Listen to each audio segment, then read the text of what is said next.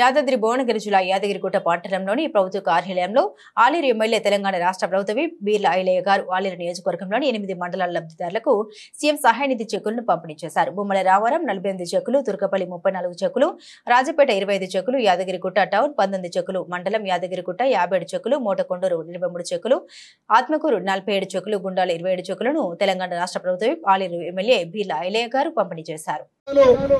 ST minority బీసీల కోసం integrate school sanction కోసం ఇలా గౌరవ ముఖ్యమంత్రి అదేవిధంగా డిప్యూటీ ముఖ్యమంత్రి బట్టి విక్రమార్క గారు అదేవిధంగా మన ప్రాంత అభివృద్ధి దాత కోమటిరెడ్డి వెంకరెడ్డి గారి సహకారంతో పొన్నం ప్రభాకర్ గారి సహకారంతో మన ఆలయకు ఇంటిగ్రేట్ స్కూల్ తెరవడానికి ఇలా మీ అందరి తరఫున పోయినా కాబట్టి కొంచెం లేట్ అయింది.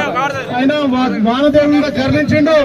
మీ అందరి ఆశీర్వాదంతో గత 20 ఏళ్లుగా మనకు ఆలేరులో గోదావరి నీరు పరిగెత్తలే. ఇవాళ ఒక దౌర్భాగ్యుడు అంటుడు మేం చేయబట్టే గోదావరి నీళ్ళు వచ్చాయని. మరో సన్యాసి 10 ఏళ్ల కింద నువ్వే ఉన్నావు కదా, మరి ఎందుకు వేయలే గోదావరి నీళ్లు?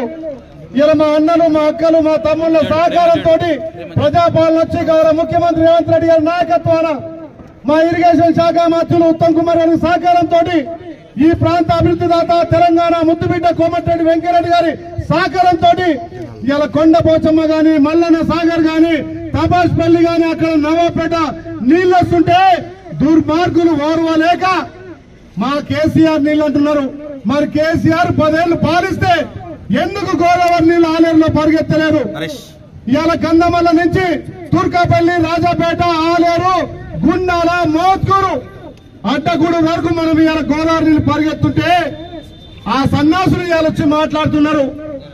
మరి పార్టీలో గెలిచి ఊసర వెళ్లి లెక్క రంగులు మార్చి పార్టీ మారారు కాక మాటలు మారిస్తే మా మీడియా మిత్రులు, మా సోషల్ మీడియా మిత్రులు ఆ నాడు నేడని పెడుతుంటే ఎక్కడ తలెత్తుకుంటారు ఆ నాయకులు అని చెప్తున్నా.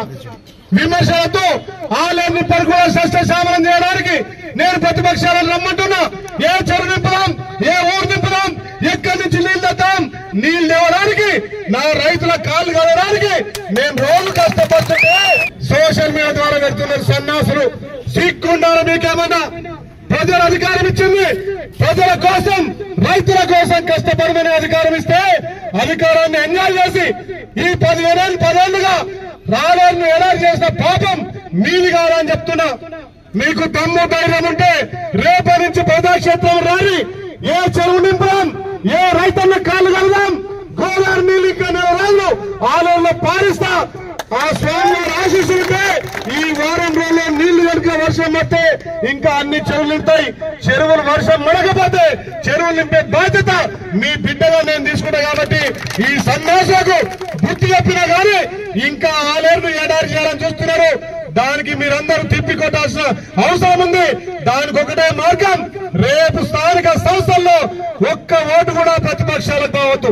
తల్లి సోనియమ్మ ఏదైతే అభయస్తమార్ గ్యారెంటీలు ఇచ్చిందో ఒక్కొక్కటిగా మీకు ఇదే విధంగా మీ ఇళ్లకు సంక్షేమ పథకాలు అందే విధంగా మీ బిడ్డగా, మీ సైనికుడిగా, మీ సేవకుడిగా నేను పనిచేస్తాను తెలియజేస్తూ మీకోసమే, ఆలేరు ప్రజల కోసమే ఇలా స్కూల్ తేవడానికి పోయినా కాబట్టి కొంచెం లేట్ అయింది.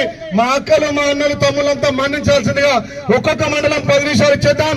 ఈ 400 చెక్కులు తీసుకొని మీరు తొందరగా ఇండ్లకు పోవాలి. వానదేవుడు వచ్చేటట్టు కాబట్టి క్రమశిక్షణగా ఒక్కరికొకరు పిలిచే వాళ్ళు తొందరగా రావాల్సిందిగా మా నాయకులు ఎవరు ఫోటోలు పడతారో ఫోటోలు అనుకోకూడదు. ఒక్కొక్కరు వస్తే తీసుకుంటూ పోదాం. ఫస్ట్ ముందుగా ఏమన్నా